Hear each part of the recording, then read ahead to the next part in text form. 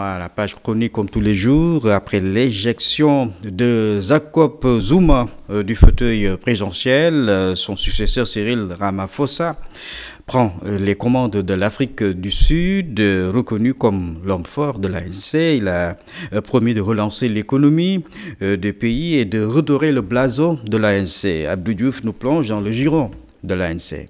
Pendant longtemps, Jacob Zuma a semblé inébranlable au point peut-être de s'en convaincre lui-même. Il faut dire que le processus conduisant à sa démission aura été long qu'incertain, de motions de défiance en recours en justice, de manifestations populaires en guerre de faction. Son départ donne finalement une chance pour l'ANC de se reconstruire, d'afficher sa force et même son unité. Le parti que l'on disait si divisé a si parlé d'une voix pour rappeler le président de la République en faisant jouer toute structure de l'exécutif aux députés. De nombreuses questions restent maintenant en suspense, notamment celles entourant l'avenir judiciaire de Jacob Zuma. Changeons de cap pour parler du nouveau président de l'Afrique du Sud, Cyril Ramaphosa. Il est un homme politique doublé d'un homme d'affaires prospère. Homme fort de l'ANC depuis décembre 2018, il a réussi à abroger le mandat de Jacob Zuma en le poussant à la démission. Désormais, le destin de l'Afrique du Sud est entre ses mains. Il dirige le parti au pouvoir depuis le 18 décembre 2017 après une longue bataille politique l'opposant à Nkosazana Dlamini Zuma, ex-épouse de Jacob Zuma. Longtemps leader syndical, Cyril Ramaphosa est devenu le symbole du capitalisme noir en Afrique du Sud après l'arrivée au pouvoir de l'ANC. Pourtant, il n'était pas attiré par les affaires. Il était plutôt un homme politique qui avait l'ambition de devenir le vice-président de Nelson Mandela, devenu président de l'Afrique du Sud. Quand ce dernier ne l'a pas choisi, c'est-à-dire Nelson Mandela, Cyril Ramaphosa dit qu'il a été tellement déçu qu'il a refusé d'assister à la cérémonie de prestation de serment du leader sud-africain après l'apartheid, une des plus libérales au monde. Parmi ses qualités, il est réputé d'un grand négociateur, étant même le négociateur en chef de Nelson Mandela dans les discussions qui ont abouti à la fin de l'apartheid.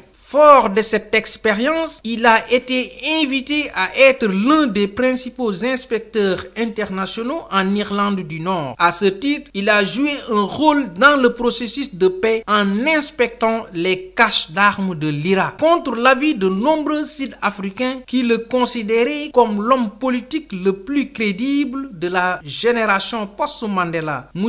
Ramaphosa s'était ensuite retiré de la vie politique pour devenir un homme d'affaires. Maintenant, il a la gestion du pouvoir sud-africain. Les erreurs de son prédécesseur, Jacob Zuma, taxé de gestion nébuleuse et de corruption, lui serviront de leçon. Les prochaines années nous en diront plus. C'était donc le clin d'œil de Abdou Diouf dans sa chronique consacrée au profit de l'ANC. C'est ce que nous mène